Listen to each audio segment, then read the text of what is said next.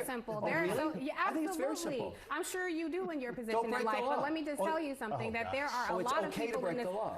If I can finish my point, and you can use these. I don't know how you're going to get there. Yeah, well, if you listen, you might find out. It is not as simple. It is not as simple as if you don't want to go to jail, don't break the law. There are millions of black people in this country who have been ensnared by a very punishing criminal justice system where they have been wrongfully convicted or unfairly sentenced in this country. All of them? Every one of them? No, obviously not every one of them, but the same way that you can support a president who is convicted of crimes himself, there have certainly been people who have been sentenced to crimes that they did not commit or they were unfairly sentenced. That is why we have the First Step Act. But the reason we have the First Step Act is because there needs to be a second step. The First Step Act mainly focuses on federal policy, but there are a lot of people, over 1.1 million black men remain in jail today. So this president is not, he's not vested in some let me define equity. Don't tell me what I'm okay with, because I can hear what I'm saying. But why don't you listen and learn and try to understand and have some empathy for the criminal justice system that have ensnared a lot of people. Let me ask you a question about the Larry Hoover of it all. I mean, do you think Trump is right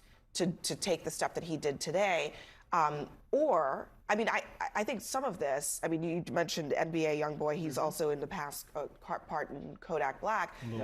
They're trying to appeal to black men. Of course. Okay, so is this about that, or is it about Larry Hoover? Their intentions are impure. But I will be honest with you, I'm fine with pardons. I kind of agree with you, Michael. Like, if he's 75 years old, yes, because it's impossible. When you think about the 230 plus people who were shipped offshore to a torture camp, when you think about this president who breaks the law routinely, convicted of 34 felonies right here in New York, when you think about the number of people, we've just decided in this country that these laws and these rules are pixie dust. The Constitution, who cares? Who cares about the emoluments clause? Give me this jet. Who cares about the 14th Amendment? So at this point, we have to ask, what is the law? So why do laws apply to some people and not the other? So if it's time for Larry Hoover to say, yeah, fine, then pardon Larry Hoover, but also let's look at all the other cases instead of caging people like animals who have been in jail for decades, in prisons for decades, for a dime bag of marijuana. When I see white boys walking down my street in a gentrified neighborhood smoking it freely and openly, you have to wonder, yes, there is something wrong with our criminal justice system.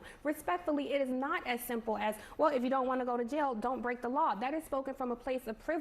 And if you look at facts and history and data and statistics in this country, you will see that there are so many people. There are so many people who are in prison. We do have to leave it there.